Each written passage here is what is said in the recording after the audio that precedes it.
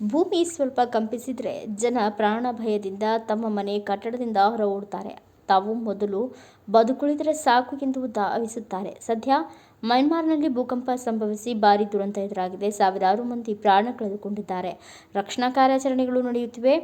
ಈ ನಡುವೆ ಮತ್ತೊಮ್ಮೆ ಭೂಮಿ ಕಂಪಿಸಿದೆ. ಈ ವೇಳೆ ಪ್ರಾಣಾಪಾಯಕ್ಕಿಂತ ಮಾನವೀಯತೆಗೆ ಒತ್ತು ಕೊಟ್ಟಿರುವ ದಾದಿಯರು ಭೂಕಂಪದ ನಡುವೆಯೂ ಗಾಯಾಳುಗಳಿಗೆ ಚಿಕಿತ್ಸೆ ನೀಡುವುದನ್ನು ಮುಂದುವರೆಸಿದ್ದಾರೆ. ಸಾಮಾಜಿಕ ಜಾಲತಾಣದಲ್ಲಿ ವಿಡಿಯೋವೊಂದು ವೈರಲ್ ಆಗಿದೆ. ಆ ವಿಡಿಯೋದಲ್ಲಿ ಮಯನ್ಮಾರ್ ಭೂಕಂಪದ ಸಮಯದಲ್ಲಿ ನವಜಾತ ಶಿಶುಗಳನ್ನು ದಾದಿಯರು ರಕ್ಷಿಸಿದ್ದಾರೆ. ತಮ್ಮ ಕರ್ತವ್ಯ ಪ್ರಜ್ಞೆ ಮತ್ತು ಮಾನವೀಯತೆಯನ್ನು ಮೆರೆದಿರುವುದು ಕಂಡುಬಂದಿದೆ.